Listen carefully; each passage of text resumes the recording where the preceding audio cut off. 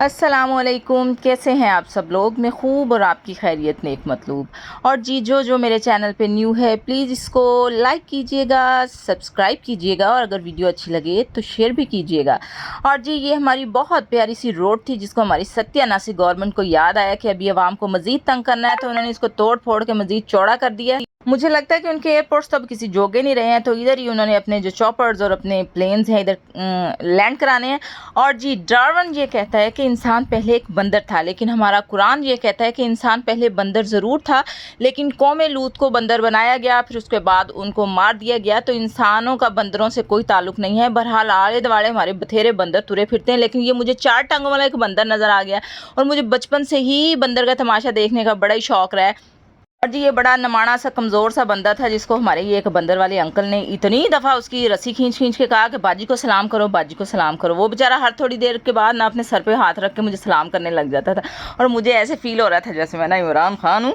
तो इतनी ज़्यादा मुझे अच्छी फीलिंग आ रही थी कि चलो कोई तो मुझे सलाम ठोक रहा है। और फिर आनिश ना फ्रूट केक खा रही थी, तो उसने कहा कि मैंने बंदर को खिलाना है, तो बंदर वाले ने कहा कि नहीं नहीं तुमने नहीं खिलाना, ये बंदर बड़ा ही लड़ाका है। बस क्या था कि बंदर वाले अंकल यही कह रहे थे कि हमारी कौमी असेंबली का ये मेंबर है।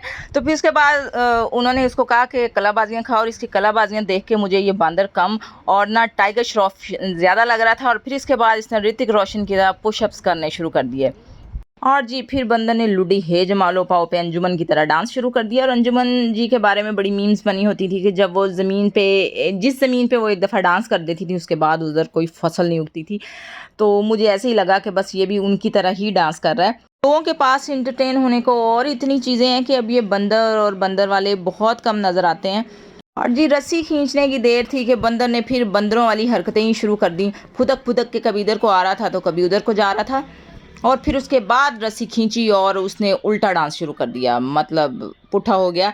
और उसने लगा लिया था अपने आप को बैक गियर, और ये देखें गोल कतारे खा रहा है, पीछे मुड़ रहा है।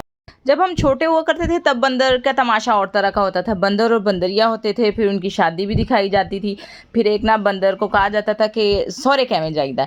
फिर ना वो अपने आंखों पे ग्लासेस लगा के और बड़ी टौर के साथ ना चलता था, और फिर उसके बाद ना टांग पे टांग रख के बैठ जाता था। वो जिस तरह माड़े जवाई आके एटीट्यूड दिखाते हैं ना घरों में, तो इस तरह का वो एटीट्यूड दिखाता था। और आनिश ना बड़ा इंटरटेन हो रही थी बंदर को देख के। वो कभी कभी जब मेरे साथ बाइक निकलती और कभी ऐसे उसको नज़र आ जाता तो वो कहती थी मम्मा इसकी वीडियो बनाए। तो मैं कहती थी कि मोबाइल तो घर है, तो वीडियो कैसे बनाऊं। तो आज लकीली मेरे पास मोबाइल था, तो मैंने सोचा कि इसकी वीडियो बना लेती हूँ। और बंदर वाले अंकल को जब कुछ और बात नहीं मिल रही थी ना, तो वो हर थोड़ी देर के बाद कहते थे कि बाजी नु सलाम कर, और उसकी रस्सी खींचते थे और मुझे सलाम करने लग जाता था। और इसने मुझे इतना सलाम किया, इतना सलाम किया कि मुझे ऐसे फीलिंग आने लगी कि मैं जनरल बाजवा हूँ, क्योंकि आजकल फ़ौज को इतना सलाम किया जाता है, आम बंदे की तो इतनी कदर ही नहीं है।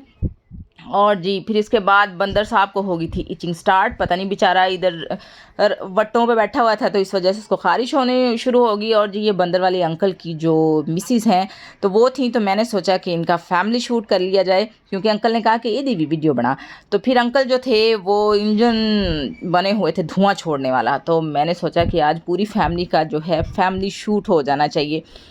और जी फिर मैंने इनकी वीडियो बनाई, यानिश को अच्छी तरह इंटरटेन किया। और जब मैं घर वापस आई तो मैंने ये जो गाजर का हलवा था ना, ये चूल्हे पे रख के गई थी हल्की आंच पे। और ये बड़ा इंस्टेंट किस्म का हलवा है, इसमें दूध नहीं डलता है, क्योंकि बच्चे दूध से बनी हुई चीज़ें इतने शौक से नहीं खाते हैं, और ये बड़ा जल्दी तैयार हो जाता है और जिलैत को बड़ा पसंद है। तो फिर मैं इसी तरह ही बना लेती हूँ। इसको मैंने इसके ही पानी में गलने के लिए रख दिया था, तो गाजरें काफ़ी सॉफ्ट हो गई थी जब तक मैं वापस आई हूँ। 15-20 मिनट लगे होंगे। और फिर जब मैं वापस आ गई तो फिर मैंने इसको थोड़ा सा भूना।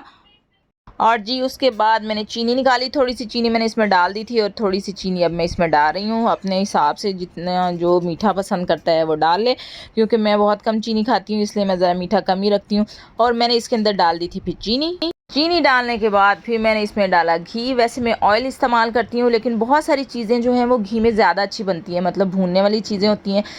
जिस तरह चिकन है वो घी में ज़्यादा अच्छा बनता है, और ये जो इस तरह की चीज़ें होती हैं, जिस तरह बेसन बनाएं या हलवा बनाएं, कोई भी चीज़ बनाएं, तो वो घी में ज़्यादा मज़े की बनती है। घी में भून के उसको थोड़ा सा फिर मैंने इसके अंदर डाल दिए थे 2 अंडे। हालांकि मैं बड़ी कोशिश करती हूँ कि मैं बच्चों को फार्मी अंडे ना दूँ, लेकिन उसके बावजूद बहुत सारी चीज़ों में ना मुझे अंडे डालने पड़ ही जाते हैं। अब जी इसके अंदर मैंने डाल दिए थे अंडे, और अंडे डाल के फिर मैंने इसको अच्छी खासी भुनाई की। और मुझे ऐसे लगता है कि जितना हम लोग सालन को या अपनी चीज़ों को भूनते हैं ना, तो उसमें से सारे उसके विटामिन जो हैं वो ख़त्म हो जाते हैं। और फिर ये रेडी हो गया था। उसके बाद ये मेरी प्लेट थी जिसके अंदर मैंने ये सारी चीज़ें डाली थी, क्योंकि बच्चे जो है ना वो बादाम कम पसंद करते हैं। वो कहते हैं बादाम खाने से अकल नहीं आती मम्मा, आपके जूते खाने से आती है। अब मैं खाने लगी थी हलवा, और उसके साथ जो मेरी बची हुई चाय थी वो मैंने गर्म की और इसको करने लगी थी मैं एंजॉय। और जी इसी चीज़ के साथ अब मैं आप लोगों से चाहूँगी इजाज़त। अपना ख्याल रखिएगा, दुआओं में याद रखिएगा। मिलते हैं फिर किसी और वीडियो में बशर्ते ज़िंदगी। तब तक के लिए अल्लाह हाफ़िज़।